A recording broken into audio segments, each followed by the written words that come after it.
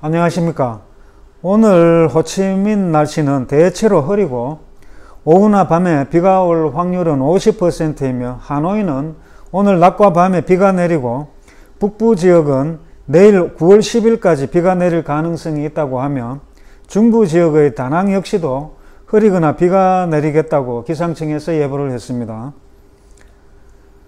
이 기사는 하노이 교외 지역인 정미현의 부이사읍에서 계속되는 비로 어제 오후 6시부터 마을이 물에 잠기기 시작해서 오후 8시경에 점점 더 침수 깊이가 높아지자 주민들에게 대피하라고 방송을 했고 집집마다 50cm 이상으로 물이 차서 가구를 더 높이 올려야 했습니다. 기상청의 발표로는 어제가 북쪽 지방에서는 이런 폭우가 처음이라고 했으며 지역에 따라 100mm에서 최고 230mm까지의 강우량을 기록했다고 발표를 했습니다.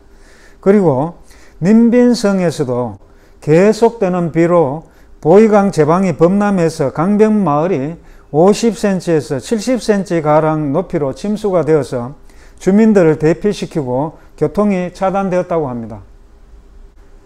다음 기사는 노이바이 라오카이강 고속도로 여러 곳이 손상되고 도로가 균열이 되고 가라앉고 도로 표지판이나 도로 선등이 지워지거나 흐려져서 도로 이용자들에게 불편함과 위험을 야기시키고 있다고 판단해서 교통부는 고속도로 개발 공사에 복구하라고 지시를 했지만 아직까지 수행하지 않고 있어서 적극적인 행정 검토가 시급하고 여기뿐만이 아니라 다낭 광남 간 고속도로 역시도 같은 이유로 고속도로 개발 공사 관계자들을 행정 처리했음에도 불구하고 아직까지 도로 수리가 완전히 수행되지 못했다고 합니다. 그리고 다음 기사는 제가 저번에 전해드린 바 있는데 그 빈정성의 한 가라오케 화재로 7명이 사망했다고 전해드렸는데 너무 이런 기사로 인해서 완전히 파악되지도 않은 채 올라오다 보니 정확한 사망자 수가 아니었고 지금 최종 사망자 수는 32명입니다. 그리고 이번 화재로 가라오케 허가 조건이 까다로워질 것으로 예상이 되며 그 예로는 건물에 반드시 2차 대피 경로를 마련해야 하고 소방장비 강화 및 전기 설비 안전 강화 그리고 미흡할 시에는 면허 취소 등의 강력한 제재 조치가 따를 것으로 보입니다. 그리고 이 기사는 호치민시 빈덩군의 가치 5억 동부터 시작되는 사회주택 즉 공공아파트를 930세대를 지어서 근로자들이 편안하게 살 수 있는 그런 환경을 만들었고 주민들은 최소 1억 동만 있으면 입주할 수가 있으며 나머지 금액은 매달 소정의 금액을 할부 지불하는 계약을 할 수 있다고 합니다. 건설부에 따르면 호치민시는 15년간 약 18,800호의 사회 아파트를 건설할 예정이며 가격은 최하 1억 동에서 최고 16억 동까지라고 전했습니다. 그리고 이 기사는 음력 8월 15일 추석을 맞이해서 무엔수원푹 국가주석이 국내외 베트남 청소년과 어린이 그리고 베트남 내에 있는 외국인들에게 따뜻한 정을 전한다고 말을 하면서 사회 전체가 청소년과 어린이를 돌보는 일에 책임감과 사랑을 가지고 실천하고 어린이들은 부모님께 효도하고 공부를 열심히 하고 덕을 행하고 재능을 연마해서 사회에 공헌하고 국가 건설에 이바지해야 한다고 말을 했습니다.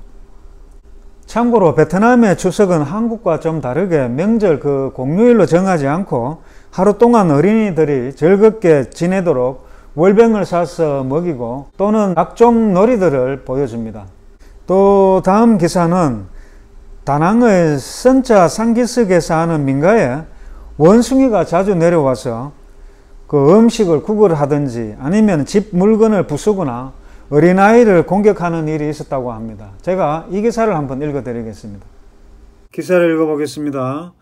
Người trên núi Sơn Trà thành phố Đà Nẵng khổ sở vì một cá thể khỉ thường xuyên ghé thăm để kiếm thức ăn và phá hoại nhiều đồ đạc, tấn công trẻ em. Người dân đã cứu lực lượng chức năng vây bắt khỉ.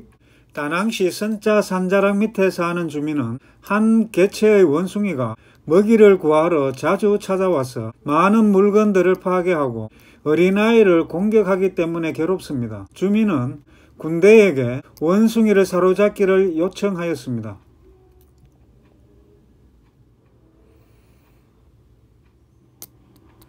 지방 정권에 따르면 주민과 여행객은 자발적으로 선자산의 원숭이에게 먹을 것을 주어서 원숭이 무리들로 하여금 사람에게 의존하게 만들고 야생 동물의 습성을 버리게 하고 스스로 먹이를 찾지 못하고 길로 나와서 관광 장소들에 집중하고 기다리다 먹을 것을 구걸하게 할 것입니다.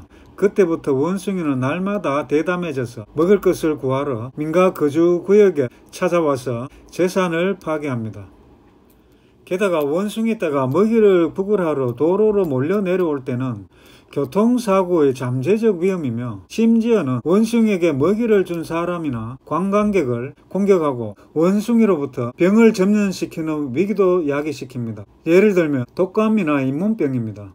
어떤 경우 원숭이에게 먹이를 주고 그 다음에 쓰레기를 버리는 것은 환경오염을 시키고 자연 생태계에 영향을 줍니다. 어떻게 잘 읽어보셨습니까? 제가 오늘 또 짤막한 베트남 소식을 전해드렸습니다. 다음 시간에 뵙겠습니다.